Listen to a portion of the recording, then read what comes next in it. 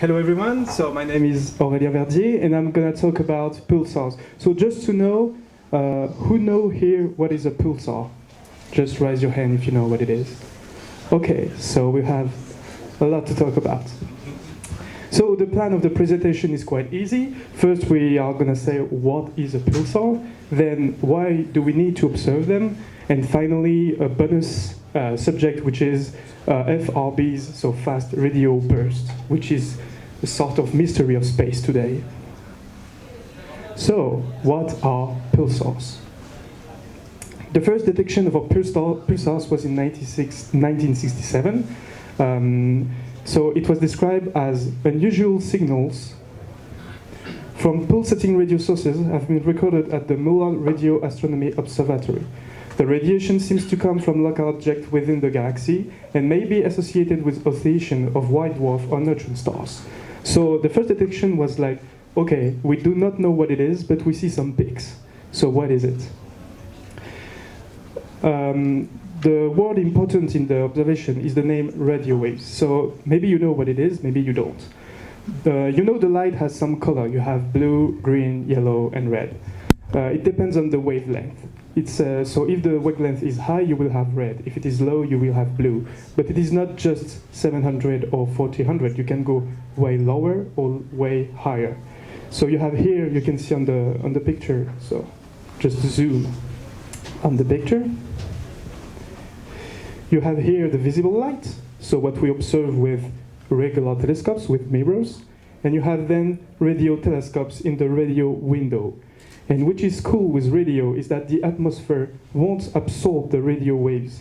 For example, X-rays won't go to the surface of the Earth because the atmosphere will absorb it. But radio will go to the surface of the Earth. So you don't need to send some telescopes in space. You can do it on Earth. So here you have Jocelyn Bell, who discovered the first pulsar, and you have the big radio telescope behind her, who was used to this. So now the data. So this is a pulsar. So here you have the first data of the peaks they saw. So normally you have around 1.33 seconds a peak. And then there they continue to watch the pulsar for month. So here in the small you can hear it's a time variation of the smooth over 10 pulses, pulse amplitude, and the daily variation peak pulse amplitude. So here's the first data we had for the pulsar. So then we had the definition. So the definition is a celestial object to be rapidly rotating neutron star. I will say what is a neutron star just after that. That emits regular pulses of radio waves and other electromagnetic radiation at rates of up to 1,000 pulses per second. It is very, very fast. So what is a neutron star? So you know the sun. So here a star like the sun. Here you have the mass of the star, so here is the sun, here is a star that is less massive, and here you have big giants. And here you have the evolution of the star in time. So for the sun, he will become, way later, don't worry, a red giant, and then become a planetary nebula, and become at least a white dwarf. And then he's dead. For a very high massive star, it will become blue supergiant, explode and make a black hole. But you have in between a limit, which is that you have a red giant, then some transformation, you have a supernova, and then a neutron star. So it's a third death of a star, third type of death of a star. So just to give you some numbers, because they are very particular objects. So the mass is 1.4 mass of the sun. We calculated it, we know it's 1.4. So just to give another of magnitude, it's 2.8 times 10 to the power of 30 kilograms. The size of a neutron star is very small, it's 20 kilometers. So you have all this mass in 20 kilometers, so extremely dense. And also, the rotation of a pulsar is 20 to 700 pulses by second. It's extremely fast. So you have a ball of mass, very small, that goes very, very, very fast. So here we can see a white dwarf. It's not a real picture of a white dwarf.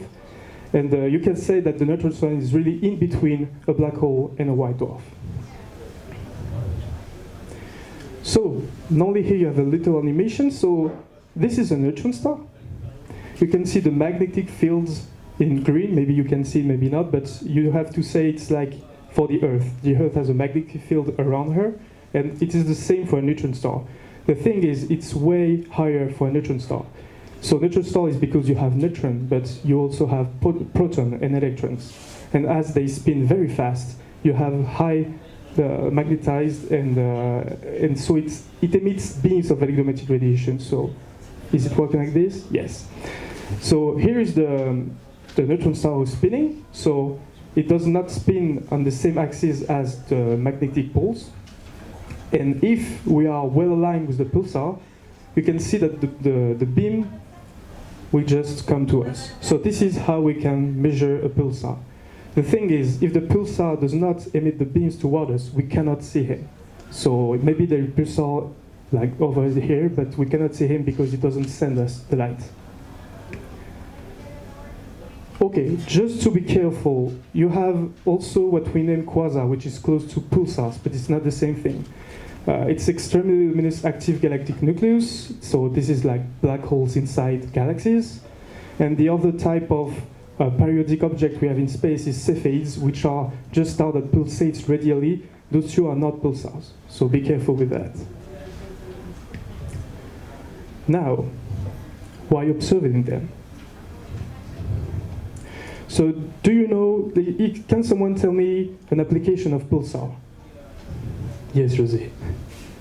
Discovering dead objects like exoplanets, for example. For example, yes. Do you have another idea of what we can do with pulsars? Time measurement? Yes. Okay, so this is true. You can do 4 things with pulsars. So yes, as we said, they are precise clocks. A second thing is a probes of the interstellar medium. We'll talk about it later. As said, Jose, you have detecting exoplanets. And the last thing is gravitational waves detector. So, precise clocks. So millisecond pulsars, it's a type of pulsars which are really, really fast. They are so fast that nothing around the pulsar can like modify them. So they will spin exactly at the same speed every time. So these are just precise clocks everywhere in space. So you can use it as clocks, but they do it in Poland. You can go to Poland and they have a clock. We just observe a pulsar and then with the pulsar give the time. And it's the most precise clock we have. It's not in Switzerland, I'm sorry, it's in Poland.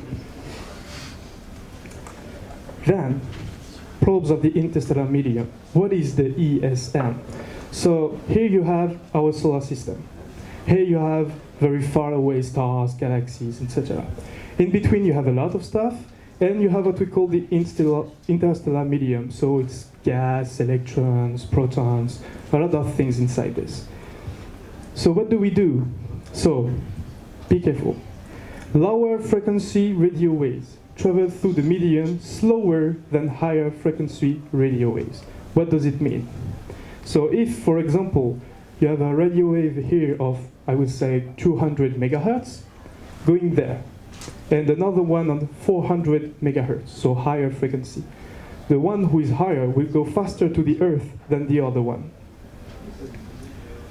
So for the one who like mathematical and physics, here is the integral we need. So the difference of the two radio waves coming to you, so the dispersion measure, will be directly related to the density of free electrons, and it depends also the distance. So this is the formula, but the example is this one. So this is from Haystack at MIT. You have the Crab Nebula. Inside you have a pulsar.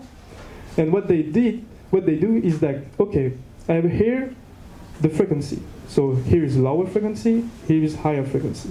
Here is the time. So as you can see, they just watched the pulsar, they had a beep. And as you can see, the first beep they had was at higher frequency. Then they had other beeps, but at lower frequency. So this means that it is true. You have higher frequency coming first and then lower frequency. And this distance here, like this distance, it's time, but you can have a direct relation of this with the interstellar medium. So you can picture what there is between you and the pulsar, which is kind of cool. Okay, now we love this subject in Switzerland, exoplanets. But I have to tell you the truth. The first exoplanets known were discovered around a pulsar in 1992, but not by Michel Mayor and Didier Queloz. Didier Queloz and Michel Mayor had the Nobel Prize for the discovery of an exoplanet orbiting a solar-type star. Very important word, solar-type star, not a pulsar. The thing is, okay, but why the guys who found the first exoplanet didn't get the Nobel Prize? First, because he was not a very nice guy, so everyone hated him. And the other thing is, well, explain to me. I have a pulsar, so it means I had a supernova before the death of the star. How a planet could survive a supernova? Supernova is intense. It's so powerful that even our solar system could die of this. So it means that a planet should be still there. We don't know how.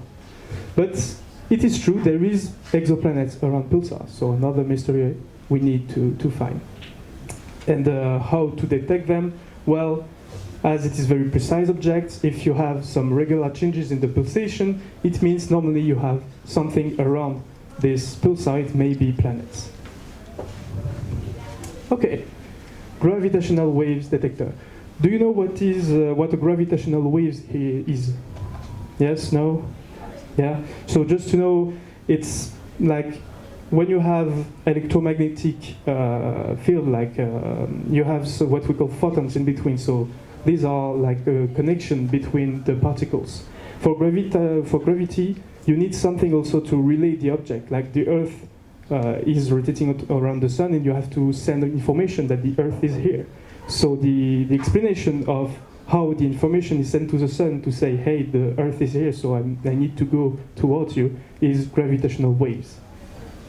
So the first things with pulsar, which is very cool because you had a Nobel Prize for this, was the confirmation of a general relativity theory, the general relativity under strong field condition. It's complicated. I won't tell you what is the strong field condition, but I want to show you this because it's very beautiful.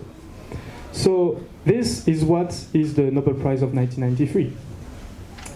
Here you have the orbital phase shift. So they found a pulsar. So the name of the pulsar is 1913 plus 16. And he was orbiting something. We do not know why, because we couldn't see it. And the GR prediction, so general relativity, said, okay, if there is gravitational waves, the star should orbit the other things and go faster and faster and being closer and closer.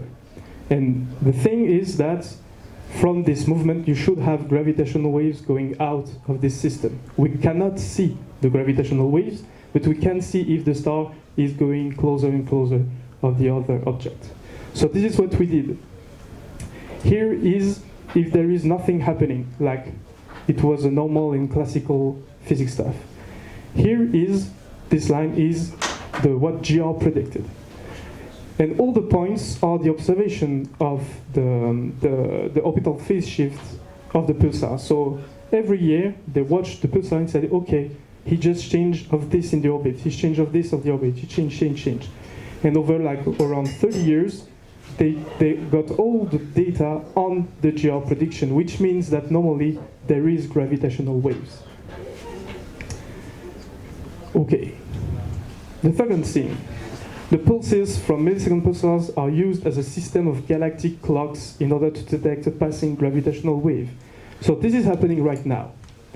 We have some pulsars we know around the Earth, and we are constantly observing them. And the thing is, if we have a gravitational wave coming from away in space, if they come close by the pulsars, there should be a change in the pulse. You should observe it. And you watch all the pulsars around you and see if there is the same amount of change. If there is the same amount of change and very small, normally it should be a proof of a gravitational wave passing by. So this is happening right now, and for the moment it doesn't work. So quite disappointing. Maybe in 3 years we will have a result, but nothing for the moment. Okay, now fast radio burst. So I call it another mystery in space because it is something we don't understand at all. So these are short transient radio pulse, so like pulsar, but very short and very intense. They are caused by some high energy astrophysical process not yet understood. We don't know if it is a black hole, is it another rotating neutron star, is it maybe extraterrestrial intelligence, we do not know. So now you have two great experiments, one in Canada and the other one in South Africa, who are called CHIME and HIRAX, who are just mapping the north sky, so this is CHIME in Canada, and the southern sky, which is HIRAX. And they are watching the sky at all moments and trying to find where those FRBs are coming from. So normally, like in 10 years maybe, HIRAX will be finished, and you will have all the data you need to identify the galaxy host of these FRBs. So as we don't know what it is, we need first to find where it is, because it's very hard to find them. So here you have two pictures of the experiment. So here you have CHIME, which is working right now. So Emily will be a better speaker about this because she worked on CHIME. And here is HIRAX. So this is not a true picture. This is what it will look like in maybe 10 years. So you normally will have 1024 antennas, and they will not moving. They will just point somewhere in the sky. And with what we call interferometry, they will picture the sky and find where those FRBs are coming or other stuff. And maybe we will see in which galaxy they come from, have more information about those FRBs. So a lot of yet to come for radio and for pulsars and FRBs. Thank you for your attention.